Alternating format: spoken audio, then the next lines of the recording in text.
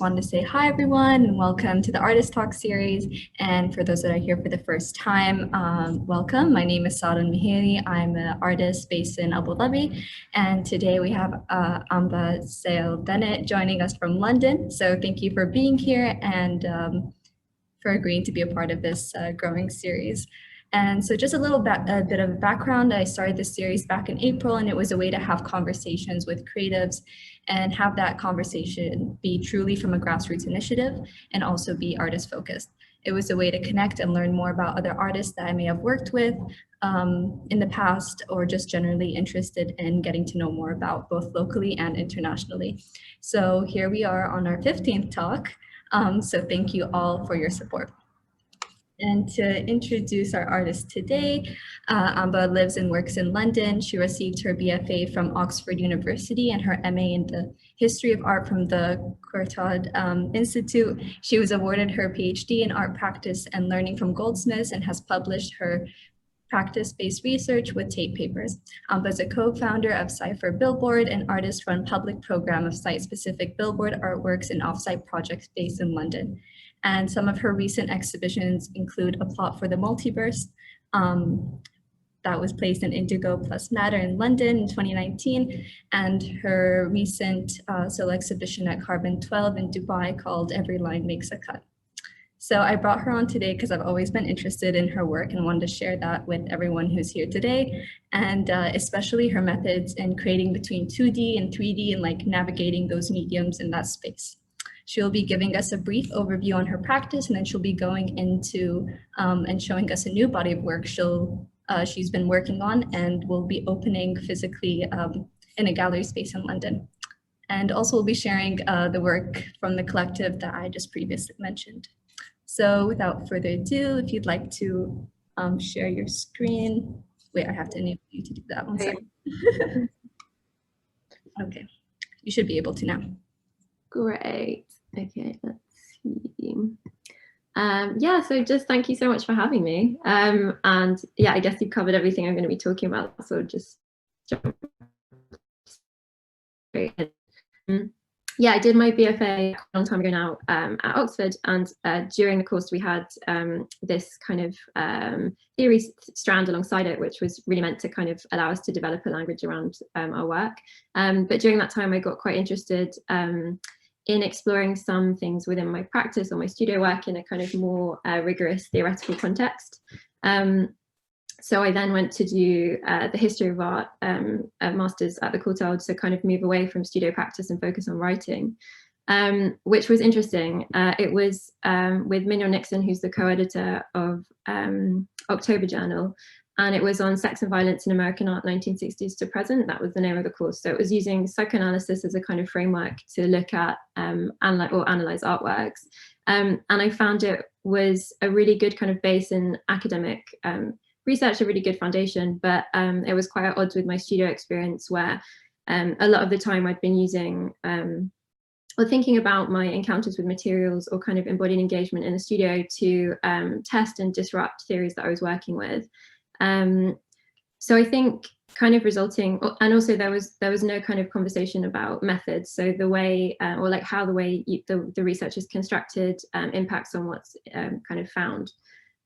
So kind of resulting from that, I then decided to do a practice PhD at Goldsmiths in the education department. So I didn't want to do a fine art, another fine art degree, because I thought that it could be slightly navel gazing to kind of be talking about my practice, but I was interested in how my practice or studio work could be a form of research. So something that was theory generating rather than something to which theory is just applied. And I found what was quite interesting was thinking through kind of had to do like qualitative and quantitative methods, but actually my PhD experience of learning how to kind of, or think about how we construct methods was really kind of resonated with my BFA experiences on my studio-based course, where we were inventing methods to look at specific research problems.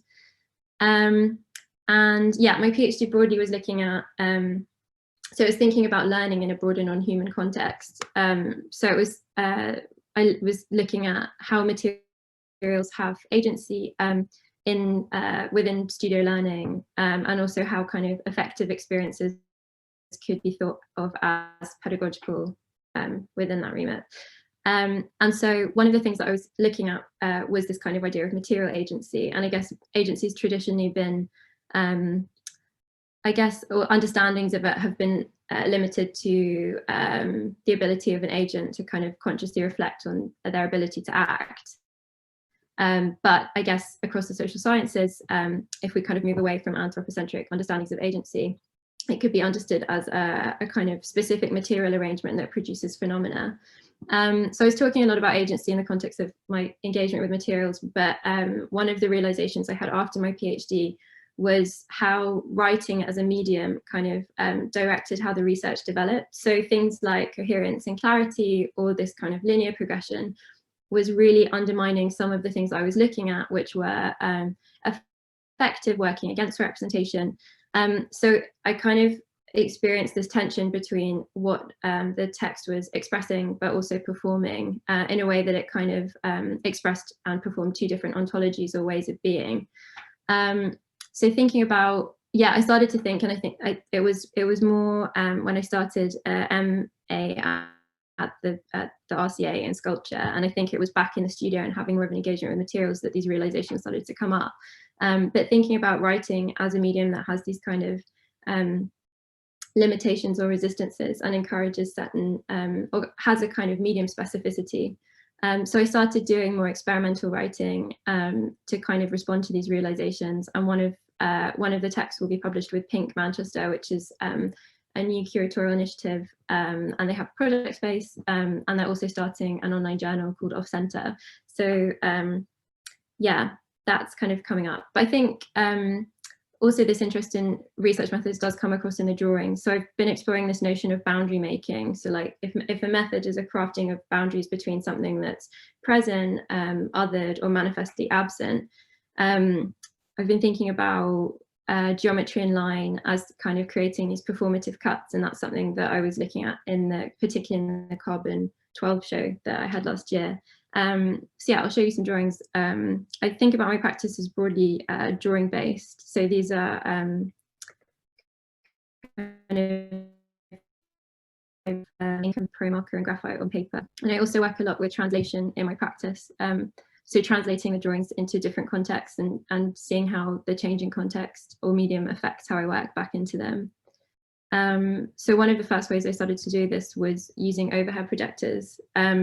So I guess an overhead projector, in contrast to a digital projector, it's a kind of analog process. So for these, I print scans of my drawings onto acetates and then work back into them site specifically. So covering projections of areas of the projection bed, and also diffracting the light by putting paper or other objects to kind of throw it into the space.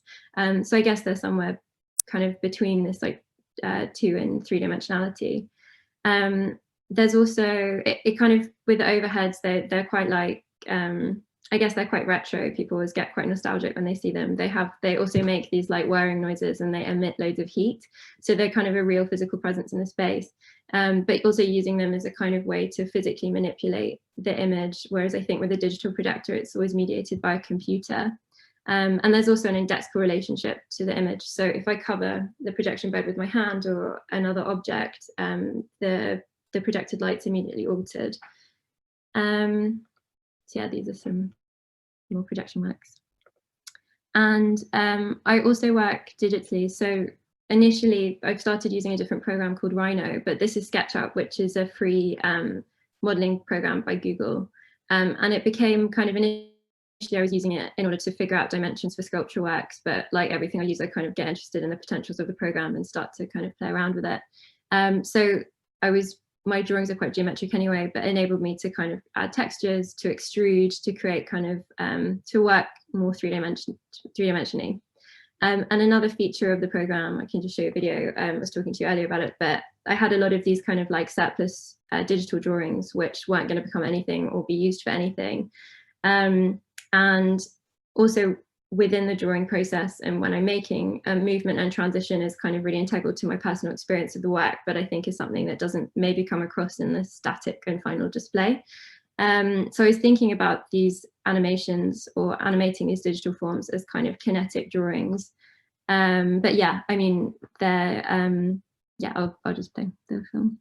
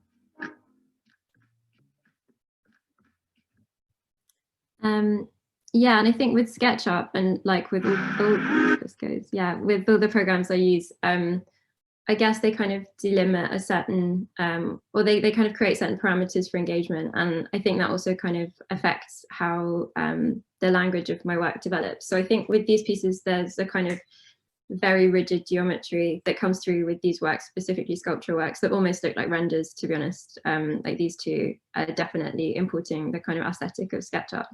And about 2 years ago, when I started the RCA and had access to metal facilities and welding, so this is a kind of more recent, still last year, but yeah, I started to be able to experiment with metal, and I think it kind of had a much stronger relation to paper, which I think made much more sense in the context of my practice, which is drawing based.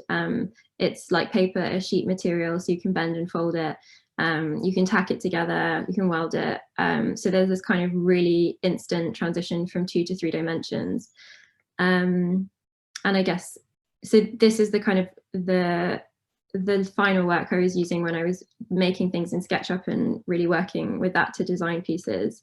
But since then I was studying Rhino, which is a CAD program. So it means that it can directly speak to other machines, like a 3D printer or a CNC milling machine, to kind of create shapes from a digital model.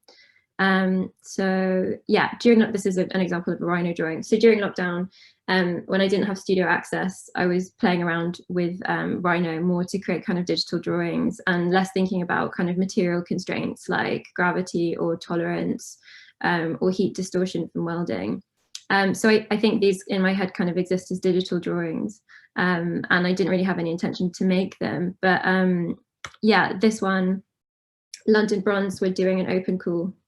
So I applied, they kind of said to bring an object to be cast and then made in bronze. And I just emailed them being like, I don't have an object, but I do have a CAD file. And they were like, that's fine, we can print it out of PMMA. So PMMA functions, it's like a burnable mold, and it works kind of in a similar way to lost wax casting. So this will be printed in this kind of burnable material to scale. And then they create like a kind of structure around it. And then when they pour the bronze in, it kind of melts away, leaving the form. But yeah, I haven't worked with any of these processes, so I'm quite exciting. It's quite exciting. And yeah, I think the finish will be like patinaed. So I've been working more with sheet metal, but it's interesting to kind of introduce bronze into the mix. And yeah, this is a show I have coming up. I'm installing it tomorrow and it opens on Friday. It's called A Mechanized Thought at a really nice space in Deptford called Indigo+Madder. And yeah, the show is looking, I guess it's kind of broadly looking at the performativity of technology. I've been thinking about language as a kind of technology as well recently, or like the original technology, and also relations to alterity. So I've been thinking about this in kind of 3 different ways. So my encounters with like non-human elements and materials in the studio, our relationship to language or how we use it, and also scientific research methods. And that was kind of generated by some time I spent at CERN last November. So yeah, I guess broadly thinking about this relationship to otherness in the form of the non-human. Over lockdown, I was having a conversation with writer and curator Murtaza Bali, and we were talking about the book I've got here actually called Abstraction and Empathy by Wilhelm Wöhringer, where he talks about empathy and abstraction being kind of opposites, empathy operating through an identification with the other, and abstraction operating through a process of non-identification.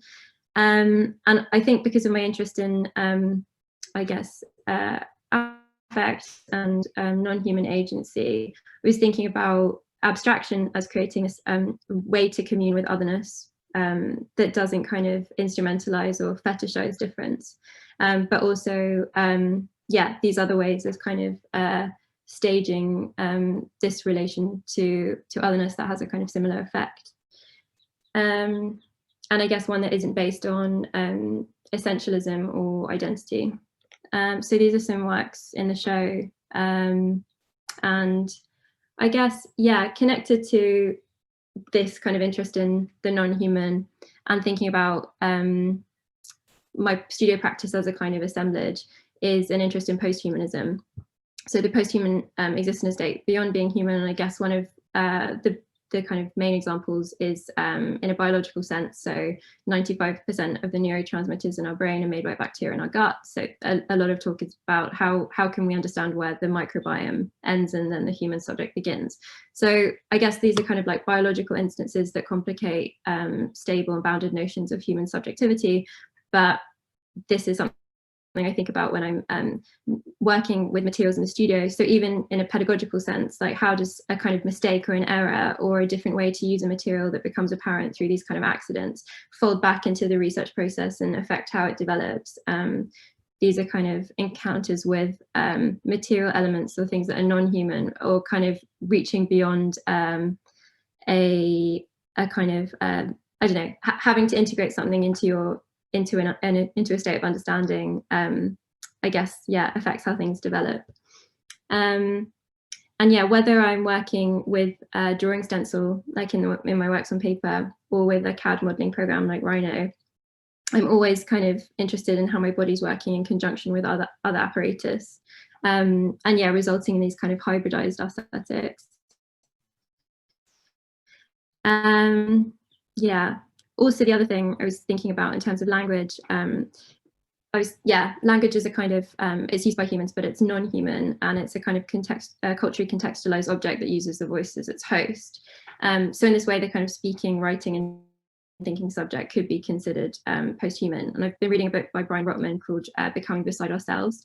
And he's a media theorist, which I find quite interesting. And he talks a lot about the scriptural economy or alphabetic writing systems that operate through the removal of the speaking and embodied subject, and how things like God or the psyche could be understood as the kind of media effects of these processes of disembodiment and sublimation. And I've started to think about like tones within my work, specifically like neutral, more like clinical colors, and how kind of neutrality, whether it's writing in the third person or these kind of detached and clinical tones, can operate as mechanisms of power. And yeah, this is something I also thought about when I was at CERN, how scientific methods often operate through processes of exclusion. So the exclusion of the human body or contaminants to kind of focus on a predefined object of attention. So yeah, I was at CERN last November, and I was really struck by the kind of vast subterranean architecture used to detect the Higgs boson, which was a particle that was believed to exist sometime before its discovery. And I felt like the very repetitive experiments felt quite ritualistic. So in the show, a lot of forms are kind of repeated and doubled. And yeah, I mean, repeatability is a kind of means of verifying hypothesis. So it can be kind of mechanized, industrial, but it can also be a kind of performative and kind of a ritualistic act. But yeah, I was thinking about the kind of parallels in ceremonial practice, like with inner sanctums and kind of specific clothes, and also this contribution to transcendental concepts like God or objectivity. So yeah, I don't know if I have time, but I can talk a little bit about collaborative projects I do. So I'm part of a collective called Cypher, And it started in Berlin, I think maybe 2016. So yeah, some of my friends were working for an artist called David Thorpe, and he really generously gave them a space in their studio, his studio, to exhibit works and also just kind of receive informal feedback. So it kind of started with this need, I guess, post uni, and being able to have that kind of like constant contact time to kind of yeah, explore each other's work and create a kind of dialogue. And then we started showing in London, and my friend Holly, who's in Cypher Billboard, one of her friend's fathers was a artist turned property developer, which is quite a niche transition. But he had these houses in North London in Bounds Green, and on the site was a billboard that was being disused. And he kind of said to us, if you want to use it for anything, just go for it. So the first run, we were using it as a kind of opportunity to show our own work. But then also when we could continue using it, we didn't want it to become a kind of vanity space. So it kind of has changed from opportunities to show our own work to kind of facilitating other artists to exhibit, especially in London, where it's quite hard to find spaces. This is a work I made with another artist called Ralph Hunter Menzies, and he works a lot with graffiti removal. So we were thinking about the billboard as a kind of palimpsest, or, I mean, there's a trompe-l'oeil effect here. So thinking about the kind of layers of all of like the kind of images beneath the surface level, but also thinking about graffiti on billboards as a kind of creating a kind of a relationship between printed and indexical marks, and thinking also about billboards as these kind of emitting public messages, and graffiti as a kind of inscription device to speak back, or to kind of direct or divert the meaning of the messages. And we wrote a text for Datigo Art, which is a curatorial platform called The Viewer, the Reader, and the Heckler. And this is a risograph publication we made for Artist Self-Publishing Fair in London, the ICA, a few weeks ago, where we invited other artists to kind of create roso prints to respond to the text. But it was thinking about the different kind of levels of engagement with billboards, from a kind of passive to more creative, to a kind of heckling or talking back. So this is Dan, who actually runs ASP, was one of the artists that was in the and he was impersonating the platform on the front. So he was performing as a psychiatrist, R.D. Lang, to hypnotize Bounds Green out of its, what he termed cultural apathy. And then this was from an open call, Eilish and Jakob, two artists. We did an open call at RCA. So they created a love poem to Bounds Green using signage from the surrounding area, and also coated the billboard itself in sugar syrup to kind of create or to attract more than just kind of passers-by or human participants, but also insects too. And then we also do, we encourage the artists to create a local event as well. So they did a karaoke night. There was also a reading of where Jakob was reading from Baudelaire, interspersed with parts from local kind of takeaways and like chicken shops around the area. This is Larry Ashenpong's work. He this also coincided with his Pan-African flags on Art on the Underground, and we got to know the neighbours on the site as well, who really generously let us use their living room to screen films, which was really amazing. So I think over the past few years, like, we've kind of got to know Bounds Green a bit more, which has been great. I think to have that kind of constant, to have the project kind of ongoing. We've also done stuff online, so this is Scalp, an online project space, and it was to enable the artists to explore their work in a kind of different context. But as we were talking about before, the billboards are kind of semi-public. Well, it's public facing, and having an online project space has it's a similarly kind of semi-democratic space, and that it's easily accessible, or maybe more so than certain galleries. We also do fundraising events. So this was a music event we did in East London, but we rely kind of mainly on Arts Council England funding in order to pay for production and also give artists like a proper fee. And I think during COVID, it's interesting because we rely a lot on people kind of passing by the billboard to reach out of our normal networks. But obviously with things just being purely online, we've had to think about other ways we can do that. So we're working with a local radio station to do events per billboard for the next run, to try and kind of extend the reach of the project outside of just our kind of normal artist kind of groups. And yeah, we've also done external exhibitions or like offsite projects, doing things like bookbinding, and there's usually like a publication we have with each each project. So yeah, I don't know if you have any questions. Thank you, Amba. Yeah, thank you so much for sharing your practice. I'm actually really excited for the new work. And just going off of the collective that you were just talking about, I know it's quite a common question about resources and funding, but I think it's quite important to bring that up. So I was just wondering, what are your experiences with how do you fund the project? How do you gather resources for it, and just any experiences you'd like to share? Yeah, I mean, I think when it started, we basically had sold some work like from a show that we did together, so the three of us, and we decided that because we had the billboard opportunity, we thought naively that we could paste it ourselves, and it was so dangerous. And it was like the night before, my PhD viva, and I unfortunately couldn't be there. So like Holly and Erin were there in the pouring rain, and I was really anxious and really caffeinated. And my friends kept messaging me about the billboard, and I literally was thinking that I thought, because they didn't have like a proper ladder or anything, I was like really thinking the worst. I was like, it's on BBC News, like injury from like trying to paste this artwork up was awful. And so in the end, they were there for like 12 hours, and we were thinking it's not going to be up.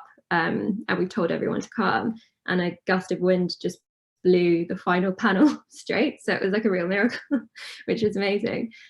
So after that, we were basically like, there's no way we can do this ourselves. It's way too dangerous. We have to get a professional, which added £300 per installation per work. So we'd kind of gone from a very low budget project to suddenly needing a lot more cash. And so we had to do things like fundraise alongside it, do more application grants, and we did manage to pull it off, like just about. But it meant when we did the next run, we were like, okay, this is how much it costs, so we need to have the funding and have that all secured before. So yeah, things like Arts Council has been really great, and each time we do the project, I think we're able to like tighten bits up and know what works and doesn't, and kind of streamline things. Also, the other thing is, I think maybe initially when we started, we would call in favors, and it ran on a kind of economy of friendship, which I think is fine, but these things are not really sustainable. So we're doing things like, when we couldn't pay people to participate in a fundraiser, we'd do like limited edition prints of artists' work and give them as gifts, as operating as a kind of alternative kind of currency.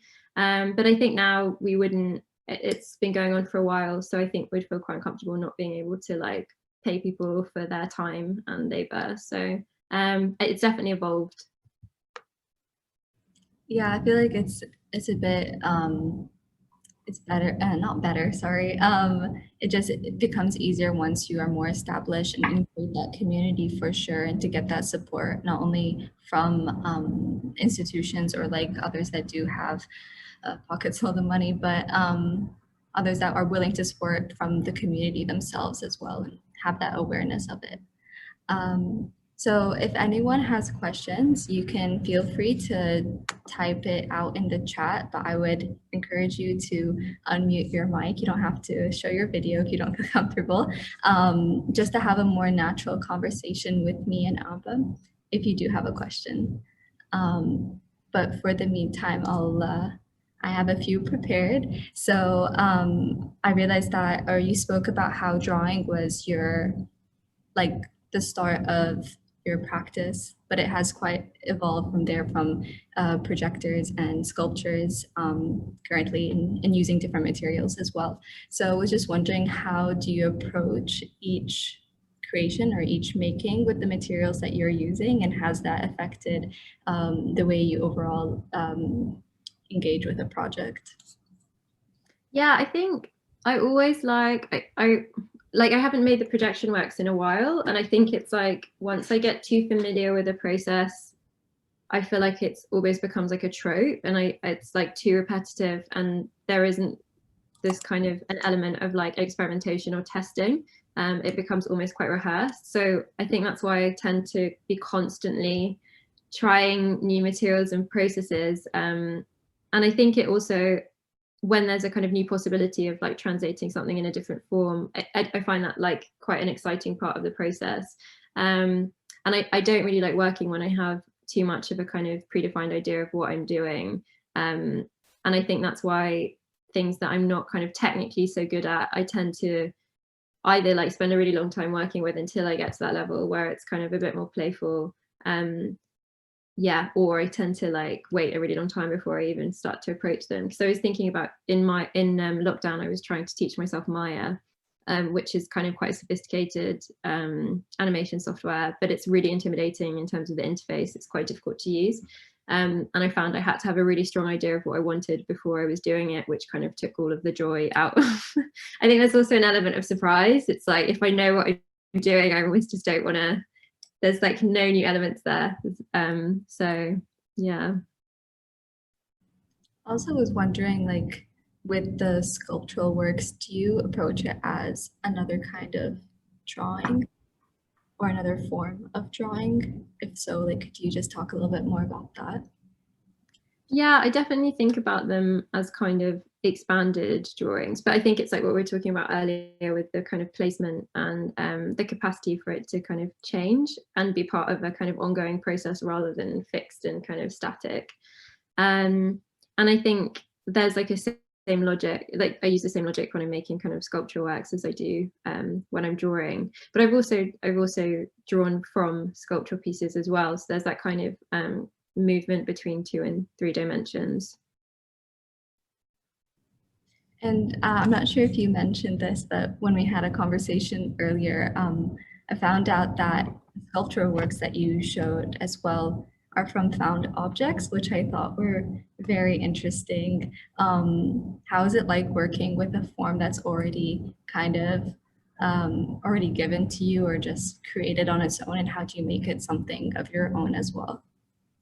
Yeah, I think it's funny because the found objects that I was using were from a metal scrapyard near the studio, and they, in some ways, are kind of, yeah, they relate quite a lot to the work I'm still making now. So they were parts of like old kind of, I think they were even old hospital equipment. So they were these very like linear, but also I think they were old. So they had these kind of candy pastel colors to them.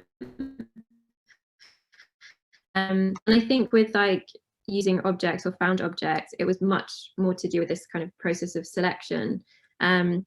And maybe in some ways it was like more liberating than the kind of way that I'm working with now, where I'm making elements. I think there's a kind of yeah, it in the same way with the pro markers, it's like selecting colors or selecting parts rather than kind of working towards a form. So there's a kind of constant negotiation and feedback that's happening while I'm assembling things. And I think maybe that happens less when something's designed. And usually when I'm working with digital designs, there's always a moment of like pure frustration where I realize, and I do this every time, where I'm very tied to a design and I'm very dissatisfied when like obviously the kind of material situation in front of me is not like a one-to-one, but that's always the best part because it's always the moment where I like abandon a kind of reliance on a plan or an idea and start to actually work with what's in front of me. So it's always these moments of like failure or kind of a disjunct between something kind of planned and then actualized that is probably the best thing that happens to the work. Yeah, I really resonate with that because once given a form or a color, it's very, or at least from my experience, it feels easier to work with it. There are less decisions to be made. And then it's more on the focus of the elements that you already had in mind when creating the work. So yeah, I really appreciate you sharing that. And with your drawing works, I'm not sure if you showed ones that were on grid paper, but there are some that are on grid paper or graph paper, sorry. And so a lot of your work as well is symmetrical and asymmetrical sometimes, and was just wondering what attracts you to a form that may be symmetrical or asymmetrical, and do you have like a preference, and how do you work with that? Yeah, I mean, the drawings kind of develop quite organically. Like as I said, I don't really have an idea of what I'm working with before, but it's through kind of, I guess, like notation, that you have these kind of incredibly reduced forms. And I guess with drawing, you can draw kind of like 3 lines on a page, but it will communicate with a kind of a great economy. So like it could look like a hat or create a sense of like a boundary of inside and outside. So I think when these kind of things, or the lines or the kind of drawn forms develop these associations or generate these associations that kind of reach outside of the material context that is the work on paper, they always kind of fold back in, or I kind of work in response to them. So there is that kind of movement inside and outside. And then we were talking a little bit about the grid earlier. And yeah, I think it's interesting to think about a kind of the grid as a kind of like smooth and kind of styrated space, and something that forms have to be like designated or kind of put onto, but it doesn't really like change in relation to that. And we're also talking about a little bit about the net as something kind of in contrast. And I was saying how I was doing a residency in Germany with artist Modus Vahi, and we were looking at kind of, it was around like instruments of, yeah, it was called instruments of resonance, but we were looking at types of measurement. And I was thinking a lot about apparatus of capture and thinking about nets, and the net as a kind of a malleable grid, or like a material grid that assumes the form of the object that it's surrounding. And yeah, I think that was interesting to think about, in a way that there's a kind of relation between the two. It's not like, whereas I guess with a kind of a linear, like, or a drawn grid, there is that kind of intransigence, or it won't change in relation to the objects. But a net, in contrast, has this capacity to kind of assume the form of something that it's capturing. Yeah. We have a question from the audience from Freddie. He's asking, would you please elaborate further on the notion of neutrality as a mechanism of power?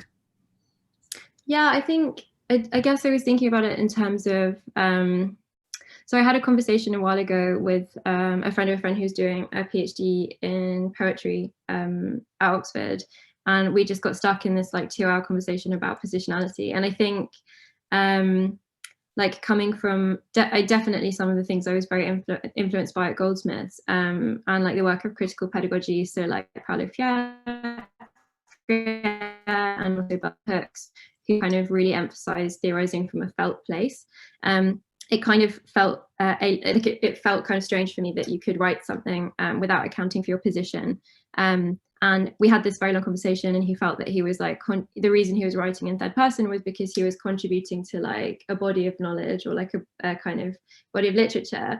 But I think really, like, accounting for your position in writing means that you're not only saying something, but you're also like thinking about the structure of what has kind of the methods that you're using in a way that can also push back or disrupt them. And I think that's, I don't know, I feel like that's doing much more. And actually, when you're not doing that, you're only really doing half of the work, but it's also just continually perpetuating something that exists. It's not in a way that is very uncritical.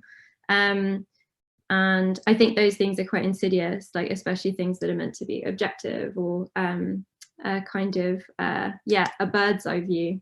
I don't know, how that answers your question.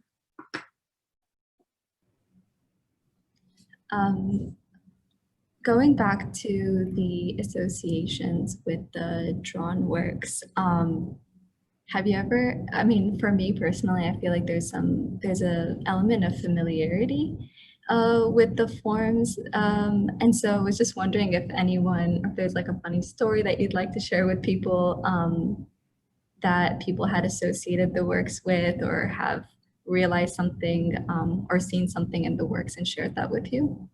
From the drawings. Yeah, I don't know, people always say, I like that kind of, it looks like this, or it reminds me of this. And I think there's what I enjoy, like I enjoy things, especially with things like notation, or kind of more abstracted forms, this kind of ability to refer to multiple things without being fixed to any. And I think there's a kind of promiscuity in the forms in that they can kind of go wherever they want and kind of slightly engage with those things, but then they're not tied to them. But yeah, a lot of people kind of think that they look anthropomorphic, or but I think I enjoy that kind of slippage between the like human and then kind of more machinic or inorganic things. Right, and working with such a small scale, like you really have to come up close to the work with the drawn works, and so scaling something up to possibly human size, just for reference, how is that transition when you decided to take that route in creating work that large? Yeah, I mean, initially I think that was that kind of a real like kind of basic testing of working with the same materials at different scales. So with the drawings, it really doesn't translate because there's so much of the kind of the bleed of the kind of pen and ink, and I think when you start scaling up using the same kind of sized implements, it just becomes completely different. So actually the projections were a way to kind of retain that those kind of like delicate slippages and actually kind of emphasize them. But yeah, I think, oh, well, so what was the, the question was about scale, right? Yeah, like that transition to working at a larger scale, like how was that? Like what made you want to scale up possibly? I mean, was that those projector works were in between as well, correct? Yeah, they were. And I think with I think there's that kind of tension between like kind of the control of the material, but then also allowing it to kind of do something quite independently. And I think with the drawings, there's the kind of the geometry and the lines, but they're not perfect and things kind of bleed or slip over. And I think there's that danger from going either too big or too small, where you lose that balance. So I think things like with the metalworks, there's the kind of industrial finishes and like kind of clean, like laser cut or water jet cut lines in the metal. But then there's also like objects kind of placed over them. So I think it's working at a level of figuring out different types of materials to kind of maintain that relation. And we were speaking a little bit about this before, but this idea of a work being resolved or finished, like especially with form, bringing myself into the conversation. I mean, we spoke also about like these found objects, but having materials or colors that are already pre-selected and just working with those. How do you approach like having a final form or having a resolved form that you are happy to put out or satisfied to show possibly, because that's also something that I work with or struggle with sometimes, all these decision makings. So yeah, if you could share a little bit about that. Yeah, I think the edit's always really important. I think with yeah, with the works, with the sculpture works, so we were speaking a little bit before about how like with the drawings, there's like a very clear moment where it's like I feel kind of it's resolved, and I always feel like there's a kind of problem solving that happens until something kind of clicks, and then it feels like a kind of puzzle that I've worked out. Whereas with the sculpture works, which are kind of more about placement and things can kind of move and shift around, the camera, like whether it's on my phone or whether it's like an SLR or something, taking photos of each iteration becomes like the kind of finalizing of the composition of the work is more of an editing process. So it's like looking through certain images, and then it's a process of selection. So actually like the camera definitely becomes like part of the working process, in a way that with the drawings definitely doesn't. And yeah, thinking about showing work, like because I'm in a weird position where I've made a lot of work which I thought would be presented in summer, and obviously because of COVID I couldn't. So I was able to finish some work which I think I'd also been working in a different way during lockdown, so that was like a kind of going back and like completing things and then also starting new works. So I have quite like a mishmash of work at the moment, so that the work for the show isn't actually what I'd initially planned. I've taken some pieces out which I'm excited about, but are kind of almost in a very, operate in a very different way and have a different kind of like language to them. So I think when I'm showing works or kind of working towards an exhibition, I think about the actual final display and kind of mix of works almost as another piece in itself, and try and approach it with the same logic that I do with my individual work. So whether it's editing the space or like painting, like with this one, the walls are painted, and yeah, I think it's about having something that kind of is cohesive. But I also feel like there's this playfulness in this replacing and rearranging of the works as well. And going back to like the size of it being almost human size, if not a little bit smaller than that, you mentioned that it was really important for you to like hold the objects and have a feel of them. I thought that was really interesting. Could you talk a little bit about your like bodily relation to the physical work as well?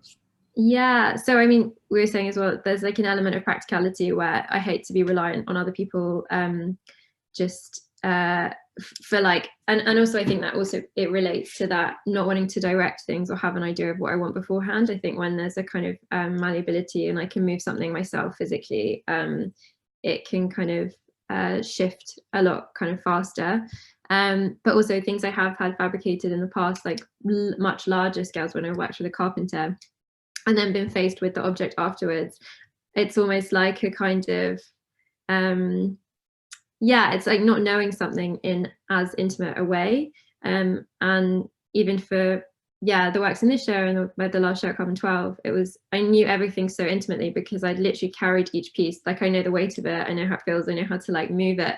And so there's a kind of embodied knowledge in relation to the works, which I was saying like doesn't really make sense when you're trying to articulate how you understand something, but in a way it kind of was a real kind of felt understanding of the work.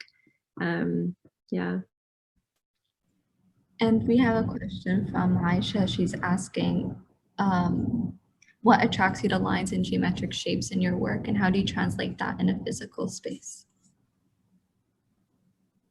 Yeah, I think, I don't know, it's funny. I think it's, I think the geometry, and I think maybe thinking more about abstraction and this reduction of form, it felt kind of, I think they feel more like instructions or like working drawings or plans. And I think there's that kind of futurity to something, or this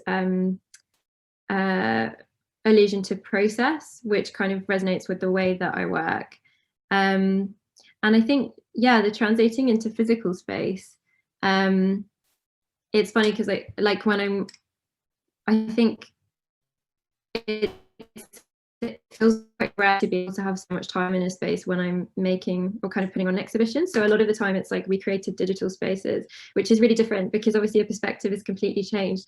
And then I think, again, there's that kind of trying to like release myself from like this dependence on the model, and kind of working more intuitively and like relating to like the physical architecture. But it would be so nice to be making a work in a space where it was going to be displayed. I think that would be amazing. So just following up with that, do you find yourself reacting to the space? Are there any changes that are ever made on spot, like even the corners or just lines in a room, lines on a floor? Are these things that you take into consideration or have ever used like on the spot with your work as well? I mean, the one thing I'm thinking about is so there's two artists I collaborate, or I've done shows with, Emma Papworth and Anna Hilbom, and it's funny, like the way that we work is kind of very similar, and it's a lot of object placement, and we'll kind of, the shows almost become a collaborative work, which I think is a really nice way, a way to kind of go about it. And Anna and Emma both work with kind of more sculpture objects, and I always feel like when I do a show with them, I need to do something that's like kind of around, or like so I've done like large scale tape drawings which have worked with the space in a site in Dresden called Schimmel Projects, or I've done like video works, but it always feels like there has to be this kind of like balance in the space of, rather than just kind of putting things together. Could I ask a follow-up question, please, on that? Mm-hmm. So when you're talking about translating your work in a physical space, have you ever, I mean, let's say you're building a sculpture and you're in the workshops and, you've only ever seen it in that context. Once that work gets moved into a different context, have you ever been in a situation where you were either pleasantly surprised or disappointed because it wasn't what you had in mind once it was moved into a gallery or a studio or something? I mean, I think there's always like it always goes both ways. I always think that I think scale's the biggest one. It's really hard to kind of imagine how something will kind of feel in a certain space. The space I'm showing in Deptford has really, really tall ceilings. And it kind of just, once something's out of the studio, I have a really tiny space in the studio and I have so much stuff. So it's kind of hard to get a distance from things. But equally, I've definitely moved things that I thought were quite big for the Carbon 12 show. And then I was like, wow, they look so small in here. But yeah, as you know, it's a huge space. Got it. Thank you. Thanks. And we have another question. I think you did answer it, but if you'd like to just give a little summary on has the pandemic interrupted art practice or has it driven you to make more work? Yeah. I think it was, I don't know, I think it's been peak lockdown. I had a lot more time to kind of read, which I think was really good. And I think I'd always thought that I work really well with max distraction and things kind of moving, and I actually discovered I work really well with nothing going on, so that's been a bit of a revelation. But also I think because I had no studio access, my laptop kind of became my studio. So I was reading but also working at the same time, and usually I tend to kind of read and write in kind of bursts and then also have time in the studio. So I think having it more integrated has been really generative and really good. And things like playing around with Rhino, and then even this London Bronze, I also had more time to apply for things. So the London Bronze Open Call, the Arnest Residency, which is in Germany. So things I might not usually have time to when I'm kind of more focused on studio stuff. Thank you. If anyone has any last questions, now would be the time for that. Whether you want to unmute yourself or type it in. Because we'll be ending the session, but I'll end it with this question. It's what are you, we know the show is coming up on Friday, but what are other things that are going for you currently? What are you excited about? What's happening with your collective next, if you'd like to speak to us about it? Yeah, so one of the things which was postponed, it was meant to be in May, was a group show in Athens. So my friend from the RCA, Ellie Antonio, is part of a collective called Ergo, and they're based between London and Athens. And it was funny because at a certain point last year, this is another project that we've had with Cypher in the pipeline for ages, is organising a show around artists working with stone. So we had an idea for the show, this is ages ago, that we wanted to kind of use a slow methodology, so thinking about geologic time and the slow movement, and as a kind of way to curate the show, but also then organize it. So we did a stone carving residency in Dorset, and we were we want to take our time with this because this is kind of around the kind of just general ideas. But now it has actually been 2 years, which is quite funny. But so we were looking for stone carving places that we could run workshops and kind of do research for the show at the same time that my friend Ellie was. And we were this is really silly, whatever we're doing, we should do it together. We're kind of every step we're kind of in parallel. So Holly, Erin and I, who are Cypher, have made a collaborative work for the show in Athens, which is around it's in this town called Elefsina. So it's a site where there was these things called the Elysian Mysteries, which were these kind of ceremonial practices with philosophers and also religious figures, which would start off in a very kind of organized way, and then they'd have cups with eyes on, so they'd have to maintain, the receptacles would maintain a field of vision, and people would add wine into the water, so it kind of gradually deregulates.